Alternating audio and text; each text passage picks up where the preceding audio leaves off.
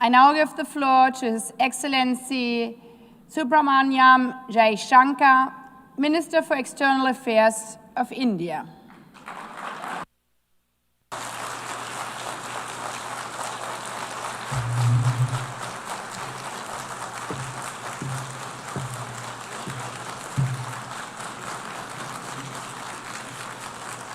Madam President, Excellencies, ladies and gentlemen, Namaskar from the people of Bharat. We are gathered here 8 decades since the founding of this unique body. The UN Charter calls on us not just to prevent war, but to build peace. Not just to defend rights, but to uphold the dignity of every human being. It challenges us to stand as good neighbors, uniting our strength so that generations to come inherit a world of justice, of progress, and of lasting freedom. Madam President, forces unleashed by history since the founding of the UN propelled this body forward. As decolonization advanced, the world began to return to its natural diversity. The membership of the United Nations quadrupled, and the organization's role and remit grew significantly. In the era of globalization, its agenda evolved even further. Development goals took center stage, even as climate change emerged as a shared priority. Trade acquired greater prominence, while food and health access were recognized as essential to global well-being. Where security was concerned, the UN undertook peacekeeping operations and promoted disarmament discussions. As a result, the UN became a natural platform to debate key global issues. Madam President, we must ask ourselves today, how has the UN lived up to expectations? And just look at the state of the world. There are 2 significant conflicts underway, one in Ukraine and the other in the Middle East, West Asia. Innumerable other hotspots don't even make the news. The slow progress of the SDG Agenda 2030 presents a sorry picture. On climate change, the reality is of recirculated commitments and creative accounting. If climate action itself is questioned, what hope is there for climate justice? When a once-in-a-century pandemic hits us, we saw open discrimination in access to vaccines and to travel. Energy and food security have been the first casualties of conflict and disruption, especially since 2022. Better off societies insulated themselves by having the first call. The resource-stressed ones scrambled to survive, only to hear sanctimonious lectures thereafter. When it came to trade, non-market practices gamed rules and regimes. The resulting concentration exposed the world to leveraging.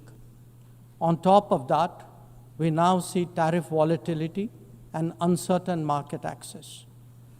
As a result, de-risking is a growing compulsion, whether from limited sources of supply or over-dependence on a particular market. Economic concerns have other dimensions as well. Heightened technology control is one. The grip on supply chains and critical minerals is another. The shaping of connectivity is no less sensitive. Protection of key sea lanes has become a challenge. restricting the evolution of a global workplace is an issue. Each makes a compelling case for more international cooperation, not less. But are we really headed in that direction? And where has the UN actually made a difference? Madam President, as members of the UN, we meet here as sovereign equals. That is not a formalism, but a recognition of the inherent diversity of our world. Understandably, we have different history, traditions, heritage, and culture. For them to coexist, for them to enrich each other, it is imperative that we foster understanding and respect. This will only happen when we resist political interference and economic pressures, when narratives are free of prejudice, when double standards are abjured, and when pluralism is truly appreciated. Madam President, Excellencies, while asserting our rights, we must also firmly face up to threats. Countering terrorism is a particular priority because it synthesizes bigotry, violence, intolerance, and fear.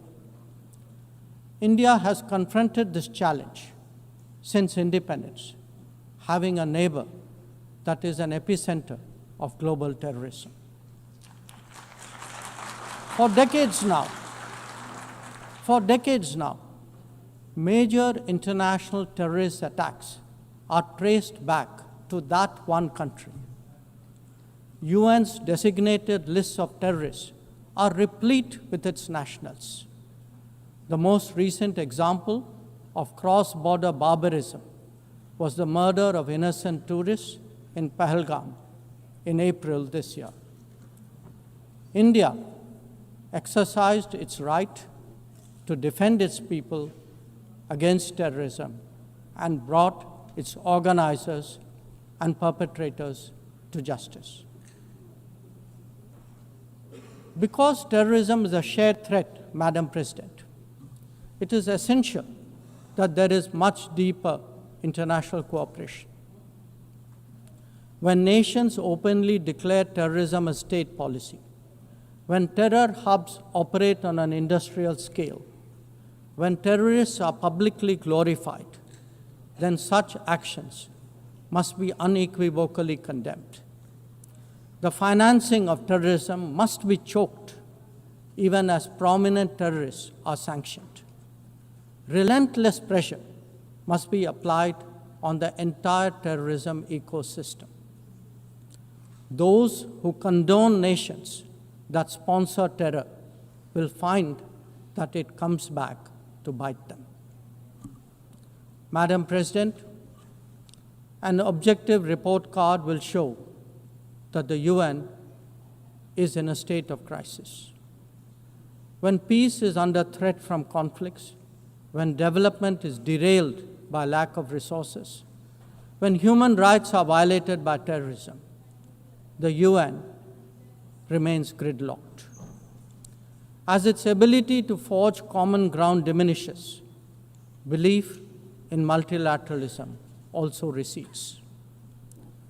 Central to the erosion of the UN's credibility has been resistance to reform. Most members strongly desire change, but the process is being made an obstacle to the outcome. It is imperative that we see through this cynicism and purposefully address the reform agenda. The historical injustice done to Africa should be redressed. Both permanent and non-permanent membership of the Council must be expanded. A reformed Council must be truly representative, and India stands ready to assume greater responsibilities. Madam President, today the predicament of the Global South is especially acute. Bharat, under the leadership of Prime Minister Narendra Modi, believes that it has both a duty to contribute and an obligation to motivate. That is why we have undertaken more than 600 major development projects in 78 countries, as well as innumerable community-based initiatives. They range from large infrastructure to small livelihoods, from capacity building to people's welfare, from concrete assets to education and training. Turbulent times require that we step forward during moments of crisis. India has been forthcoming in that regard, especially in its immediate vicinity. Whether it is finance, food, fertilizer, or fuel, we have responded to the urgent requirements of our neighbors. Madam President, climate events and conflicts have created a demand for HADR assistance. Reflecting our growing capabilities, Bharat has endeavored to be a first responder. Be it essential medicines or relief supplies, the operations of a field hospital or limb fitment camps, these efforts covered 19 nations last year. The people of Afghanistan and those of Myanmar saw India extend its hand during recent earthquakes. Our efforts at ensuring safe commerce, combating piracy, and preventing attacks on shipping in the Northern Arabian Sea also bear mention. And the Indian tradition of UN peacekeeping operations continues in the Democratic Republic of Congo, in Western Sahara, Central African Republic, Golan Heights, Cyprus, Lebanon, Abyei, South Sudan, and Somalia. To put it clearly, our soldiers ensure peacekeeping, our sailors protect maritime shipping, our security counters terrorism, our doctors and teachers facilitate human development the world over, our industry produces affordable products, our techies promote digitization, and our training facilities are open to the world. These remain the core of our foreign policy. Madam President, each one of us has the opportunity of contributing to peace and prosperity. In the case of conflicts, especially Ukraine and Gaza, even those not directly involved have felt its impact. Nations who can engage all sides must step up in the search for solutions. India calls for an end to hostilities and will support any initiative that will help restore peace. The last decade in Bharat has also seen transformative changes due to the vision of Prime Minister Modi. Our digital public infrastructure has redefined governance and enabled delivery of public services on an unprecedented scale. Our startup ecosystem, innovation culture, and microfinance are changing the face of society.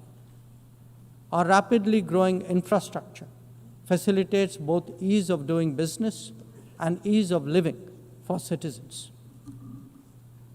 India remains committed to sharing its experiences and tools with others on their journey of development. Artificial intelligence, as a horizontal and cross-cutting technology, has a particular promise for development. India's approach is to harness it responsibly for human welfare. Inclusion and impact will be the watchwords for the summit that India will host in 2026.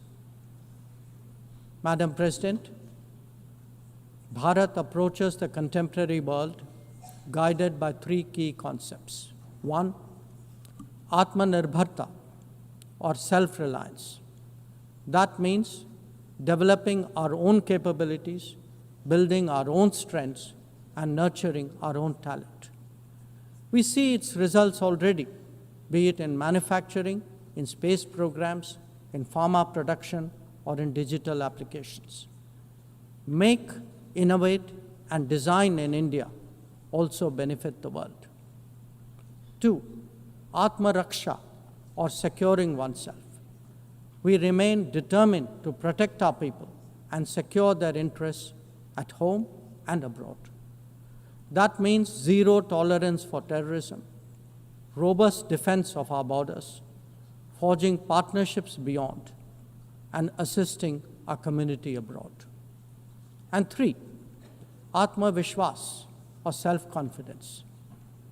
As the most populous nation, as a civilizational state, as a rapidly growing major economy, we are confident about who we are and what we will be. Bharat will always maintain its freedom of choice and will always be a voice of the Global South. Madam President, these are certainly challenging times for the international community. Many of our assumptions and expectations no longer hold. In such circumstances, it is imperative to stay strong, to hold firm, and to deepen friendships. International cooperation must prevail because islands of prosperity cannot flourish in an ocean of turbulence. A world order requires common purpose, as it does empathy for others. That is where we look to the United Nations. Madam President, every member who can make this world a better place must have the opportunity to do their utmost. And for that to happen, reformed multilateralism is the obvious way. The 9th decade of the UN must be one of leadership and hope. Bharat will do its fair share and more. I thank you.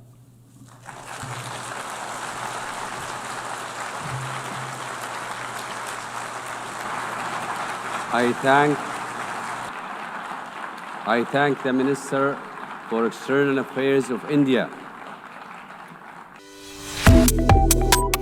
Subscribe to One India and never miss an update.